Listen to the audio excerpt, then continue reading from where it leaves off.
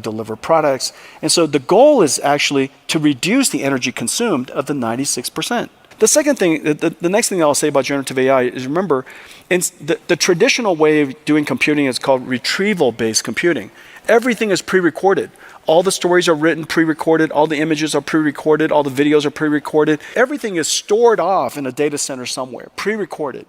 Generative AI reduces the amount of energy necessary to go run to a data center over the network, retrieve something, and bring it over the network. Don't forget, 60% of the energy is consumed on the internet, moving the electrons around, moving the bits and bytes around. And so generative AI is going to reduce the amount of energy on the internet, because instead of having to go retrieve the information, we can generate it right there on the spot, because we understand the context. We probably have some content already on the device, and we can generate the response so that you don't have to go retrieve it. AI doesn't care where it goes to school. Today's data centers are built near the power grid where society is, of course, because that's where we need it. In the future, you're going to see data centers being built in different parts of the world where there's excess energy. It's just that it costs a lot of money to bring that energy to society. Maybe it's in a desert, maybe it's in places that has a lot of sustainable energy. We can put data centers where there's less population and more energy. There's a lot of energy in the world, and what we need to do is move data centers out closer to where there's excess energy and not put everything near population. AI doesn't care where it's trained. I'd never heard that phrase before. AI doesn't care where it goes to school, and that's interesting. Yeah, it's true. I'm going to think on that. Generative AI is going to increase productivity. It's going to enable us to discover new science, make things more energy efficient. So that also, accelerated computing. The lights just came on because we were talking about energy, and all of a sudden it's like the Earth was like, okay. Jensen, what is fueling this stock? Yeah, I think what's fueling it is there is still a ton of spending on the AI chips that NVIDIA makes. So I think that the downtick was concerns that spending might abate. Also that they might have some issues with their next generation of chips. And I think the recovery has to do with a lot of recent data points suggesting that spending on AI just isn't slowing. Can you point to a catalyst in particular? Certainly Foxconn last week. They came out and said that things are going really well, that the rest of their year looks great. And a lot of that is being driven by AI servers. They're NVIDIA's largest partner on its new Blackwell chips.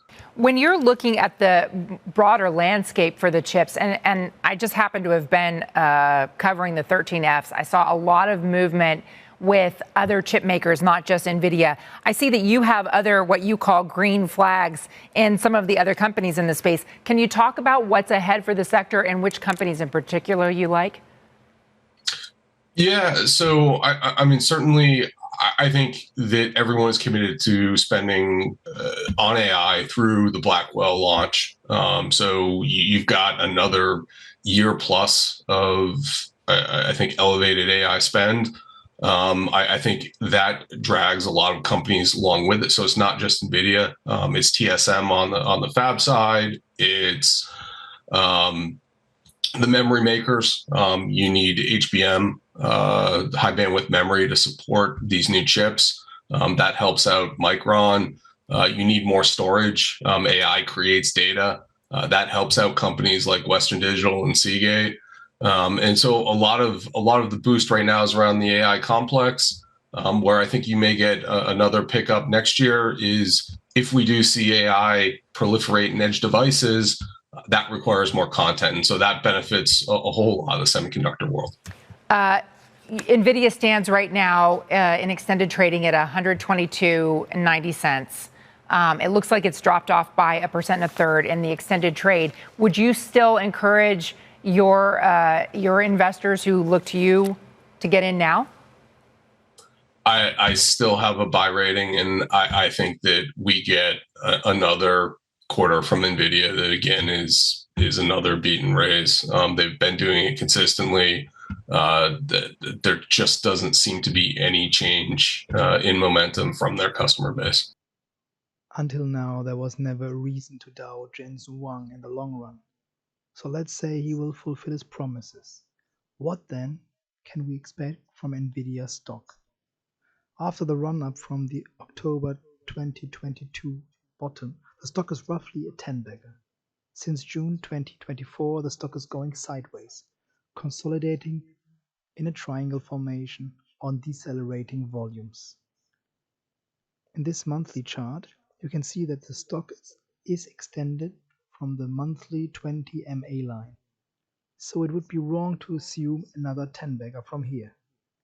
But if the stock breaks out on August 28th, NVIDIA's earnings day, at roughly $130, we can add $65, the difference between the peak and trough of the triangle, and add them back to the breakout price.